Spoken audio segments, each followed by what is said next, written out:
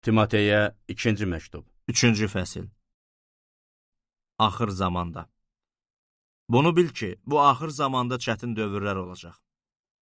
Çünki insanlar xudbin, pulpərəst, təkəbbürlü, məğrur, təhqir eləyən, valideynlərini itaət eləməyən, nankor, müqəddəslikdən məhrum, şəfqətsiz, barışmaz, böhtançı, nəfsini saxlamayan, rəhimsiz, yaxşılığın düşməni, xain, ehtiyatsız, qürurlu olacaq. Allahdan çox kef çəkməyə sevəcəklər. Mömin kimi görünüb bu yolun gücünü inkar eləyəcəklər. Bu cür adamlardan uzaq dur.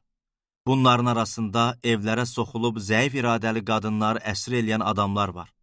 Belə qadınlar günahla yüklənmiş müxtəlif ehtiraslarla sövq edilir. Daima öyrənir, amma həqiqəti heç zaman anlaya bilmirlər. Yannis və Yambris Musaya necə zid getdilərsə, bu adamlar da eləcə həqiqətə zid gedirlər. Onlar düşüncələri pozğun, imanları sınaqdan keçməmiş insanlardır. Amma daha irəli gedə bilməyəcəklər.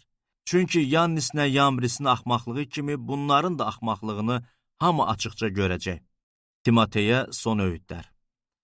Sənsə mənim təlimimi, davranışımı, məqsədimi, imanımı, səbrimi, məhəbbətimi, dözümümü Antakiyada, Konyada, Listrada başıma gələn təqibləri, çəkdiyim əzabları diqqətlə izlədin. Nə cür təqiblərə qatlandım. Amma Rəbb məni bunların hamısından xilas elədi.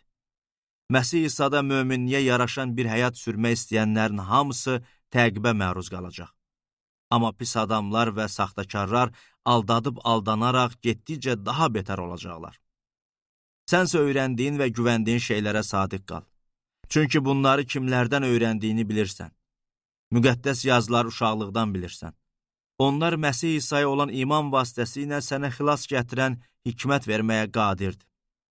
Bütün müqəddəs yazılar Allahdan ilham almışdı və təlim, məzəmmət, islah, salihlik tərbiyəsi üçün faydalıdır.